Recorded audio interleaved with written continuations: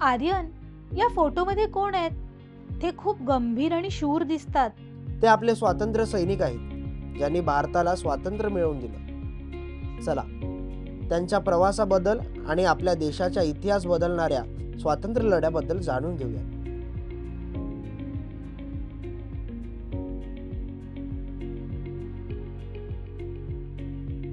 स्वातंत्र्य लढा म्हणजे भारतीयांनी ब्रिटिशांच्या राजवटीतून स्वातंत्र्य मिळवण्यासाठी दिलेला प्रदीर्घ संघर्ष. हा सुमारे 200 वर्षे चालला. या काळात भारतीयांना समान वागणूक दिली जात नव्हती.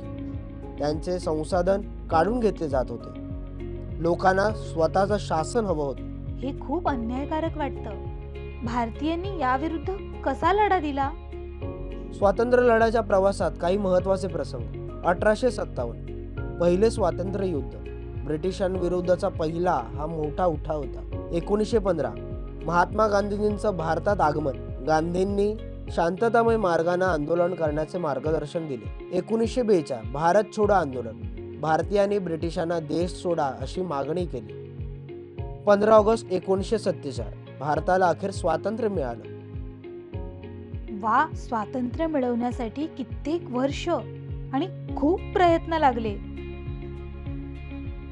होय, आणि हा धैर्य आणि एकतेचा प्रवास होता. आपल्या स्वातंत्र्य लढ्याचे काही शूर नायक.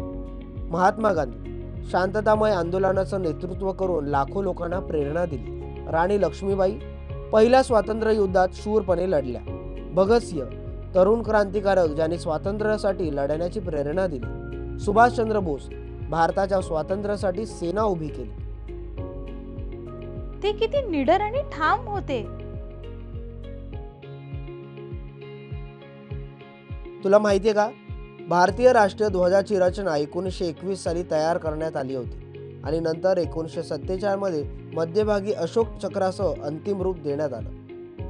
वा, आपला ध्वज इतका इतिहास आणि अभिमानाचं प्रतीक आहे. स्वातंत्र्य लढा आपल्याला काय शिकवतो?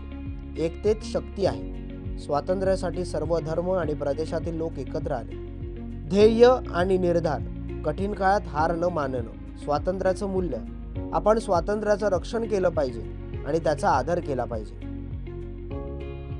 मी नेहमी आपलं स्वातंत्र्य किती मौल्यवान आहे हे लक्षात ठेवीन. खूप छान अनन्या. स्वातंत्र्य लढा आपल्याला आपला इतिहास स्मरण करण्यास आणि चांगल्या भविष्यासाठी काम करण्यास प्रेरित करतो. धन्यवाद आर्यन.